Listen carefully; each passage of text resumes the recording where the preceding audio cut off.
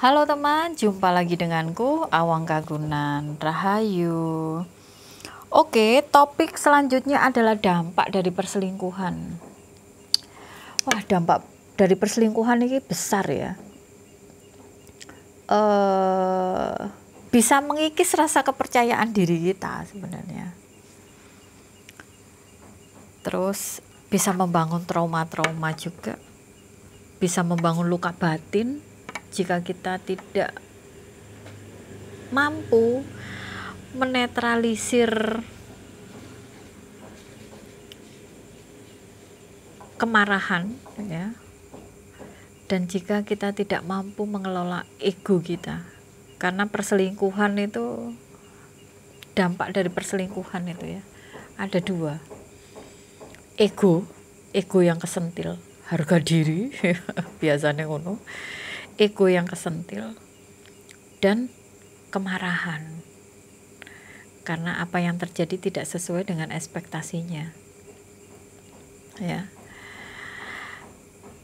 Kalau di dalam rumah tangga, dampak itu bisa juga pada anak-anaknya, bisa pada orang tuanya kalau orang tuanya masih ada.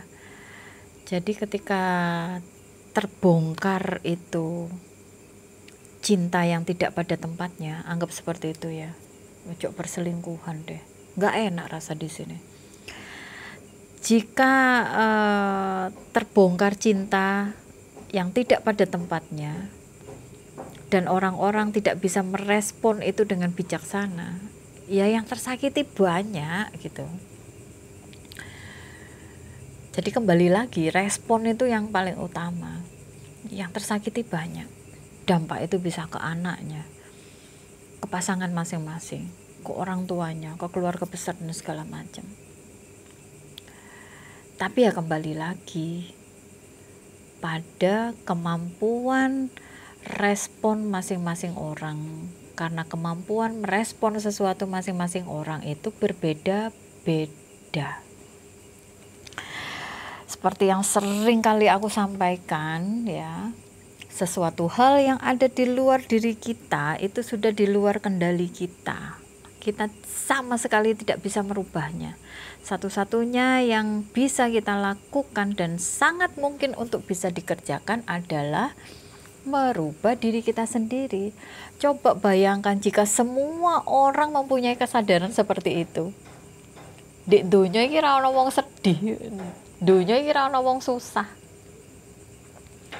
Di dunia ini tidak ada pertengkaran dan tidak pernah ada rasa sakit hati kalau semua manusia mempunyai kesadaran yang sama.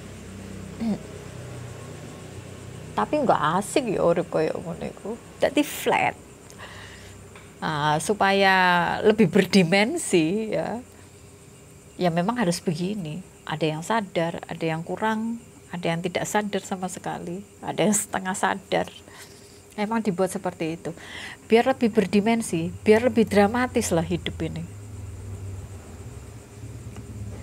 Apakah dampak-dampak itu bisa dikurangi atau diminimalisir? Ya bisa. Dengan cara apa? Dengan cara duduk bersama, berkomunikasi, didiskusikan, dipahamkan ya. Yang paling penting itu bisa dikomunikasikan.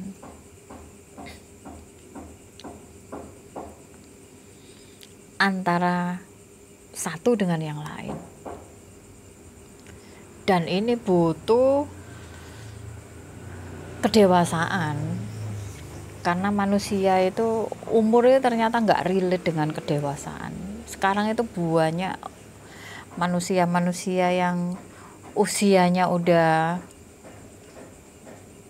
banyak, tapi kedewasaannya tidak terbangun. Jadi butuh ruang untuk bisa duduk bersama, saling mendengar, saling memahami, saling mengerti, mencoba untuk paham kebutuhan masing-masing dan mencoba untuk bisa dikompromikan.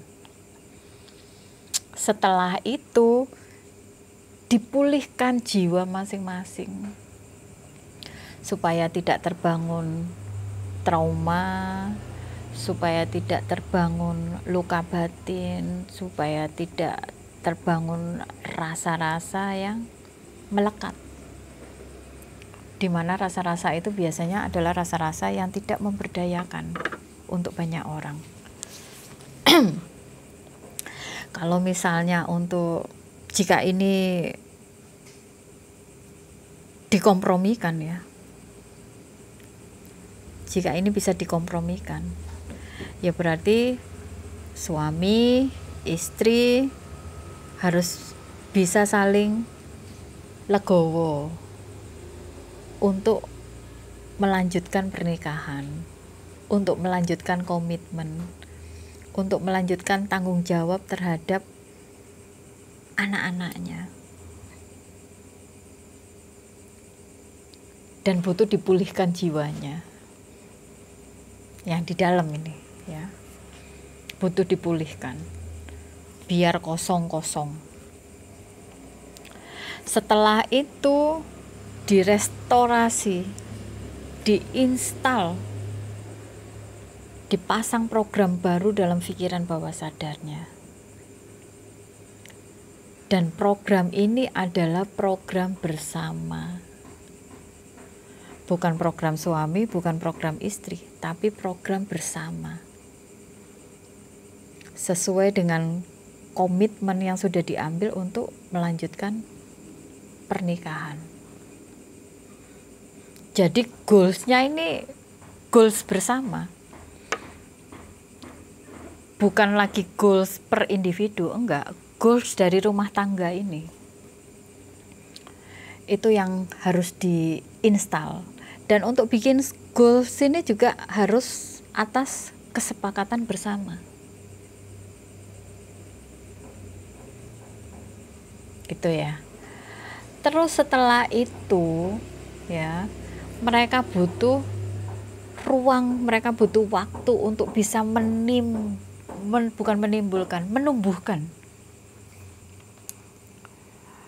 menumbuhkan rasa sayang, menumbuhkan rasa saling membutuhkan ya, menumbuhkan rasa ketertarikan satu dengan yang lain. Mungkin ambil waktu untuk second honeymoon, mungkin pergi berdua untuk beberapa waktu, untuk membangun semua yang sudah hampir hilang.